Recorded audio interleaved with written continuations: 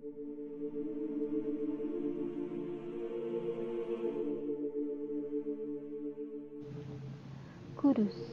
sebuah kota kecil yang terletak di jalur pantai utara Jawa Tengah, 51 km sebelah utara kota Semarang. Kota Kudus termasuk kota yang memiliki letak cukup strategis. Ini disebabkan ia menjadi jalur lalu lintas yang menghubungkan daerah-daerah di Jawa Tengah.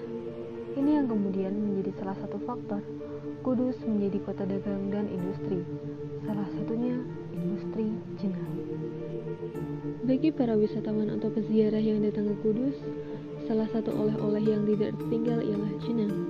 Jenang ialah makanan yang hampir sama dengan dodol. Perbedaan antara keduanya hanyalah terletak pada teksturnya.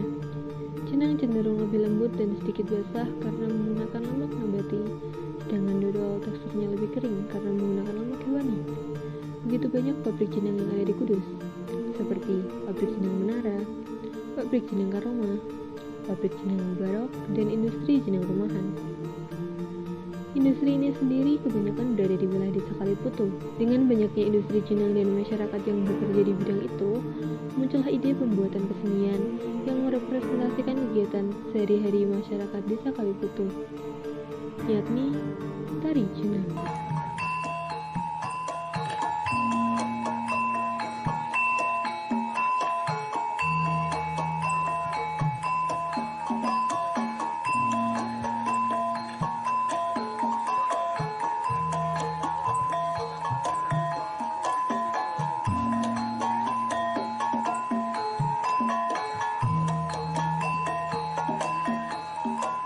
Sejarah terbentuknya tari jenang ini tidaklah berbeda jauh dengan tari kretek. Ia dibuat dengan mengambil latar belakang kehidupan masyarakat Kudus. Dalam konteks tari jenang ini, ia mengambil latar belakang masyarakat Desa Kaliputu yang mayoritas bermata pencaharian di industri jenang. Tari jenang ini pertama kali dicetuskan oleh salah satu perangkat Desa Kaliputu, Fatkah Sudarmaji, yang beranggapan bahwa sudah seharusnya Kudus memiliki jenis tarian lain yang juga merepresentasikan kearifan lokal Kudus yang lain, yakni jenang. Selama itu, Kudus lebih dikenal karena tari kretek yang merepresentasikan ikon di gerbang kota Kudus. Akan tetapi, belum ada kesenian lain yang dapat menjadi ikon atas kearifan lokal yang lain. Maka berbekal pemikiran itu, beliau meminta bantuan kepada pemuda desa yang dianggapnya mampu menciptakan tarian itu seperti halnya tari kretek yang diciptakan oleh Ibu Endang di era 90-an. Pemuda itu adalah Wahyudi. Wahyudi adalah seorang pemuda desa yang berprofesi sebagai seniman. Ia biasa menampilkan aksinya di ketoprak-ketoprak. Dengan mandat yang diberikan oleh Fatkah Sudarmaji itulah, Wahyudi membuat tari jenang. Tari jenang kemudian dibuat dengan mengimitasi gerakan yang ada selama proses pembuatan jenang tradisional. Pengambilan elemen dari proses pembuatan jenang dengan cara tradisional ini juga dikarenakan masih ada masyarakat desa, yakni di industri rumahan yang menggunakan metode tradisional ketika membuat jenang. Tari jenang ini sendiri pertama kali dipentaskan pada kirab jenang Tebokan yang sudah menjadi tradisi masyarakat Desa Kaliputu pada 1 Muharram atau 5 November 2013. Maka sejak itulah tari jenang dikenal oleh berbagai kalangan, termasuk para pegiat seni di Kudus. Tari jenang merupakan sebuah tari kreasi. Ia tidak memiliki aturan-aturan tertentu dalam penciptaan gerak. Bentuk geraknya pun bebas. Tari jenang sendiri merupakan tari kelompok. Ia membutuhkan minimal 3 orang sebagai penari, yang terdiri dari 2 perempuan dan 1 laki-laki. Dalam gerakan tari jenang, ia mengacu pada proses pembuatan jenang itu sendiri, mulai dari proses penyiapan bahan, proses memasak, mengaduk, meniriskan, memotong, hingga proses pengemasan. Ini semua mengacu pada proses pembuatan jenang dengan metode tradisional. Gerak tari jenang dibagi menjadi 3 gerakan, gerak awal, gerak inti, dan gerak akhir.